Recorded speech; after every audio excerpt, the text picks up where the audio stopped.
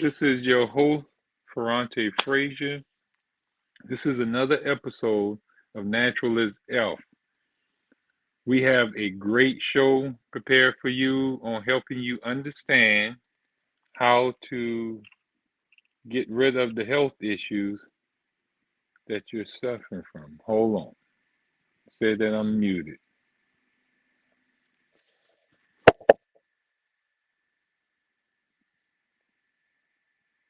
How about now?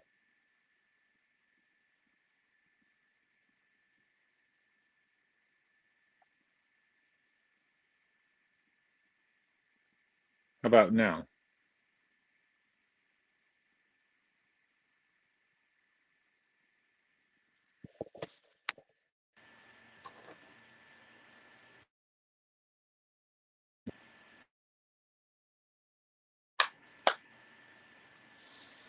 Tell me about now.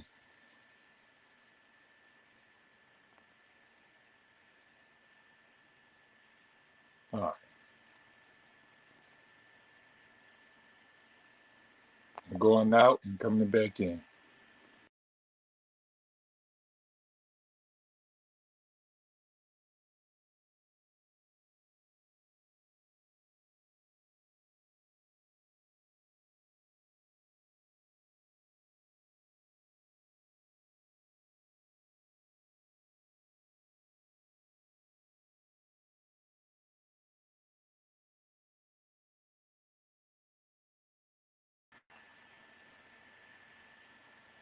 How about now?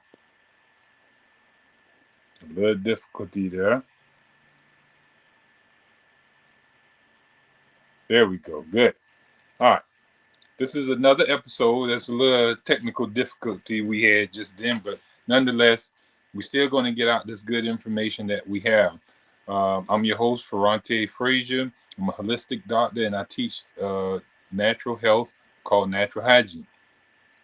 And what we're going to talk about today is about a system, an endocrine system, that, and we're going to talk about one in particular, which is the thyroid gland.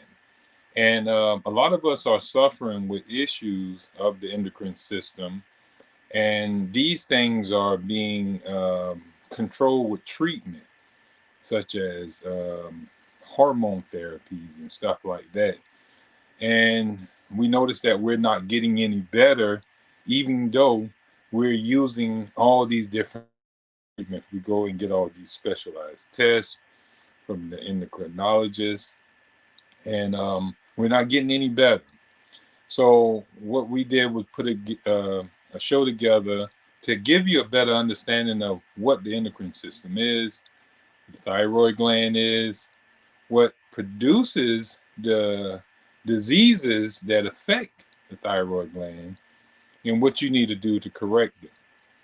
All right, so I want you to make sure that you, if you have a friend, if you have a family member, or you yourself are suffering with these problems, such as goiter, what they call is Baesdow's disease, or Yorkshire neck, or what they call hyperthyroidism.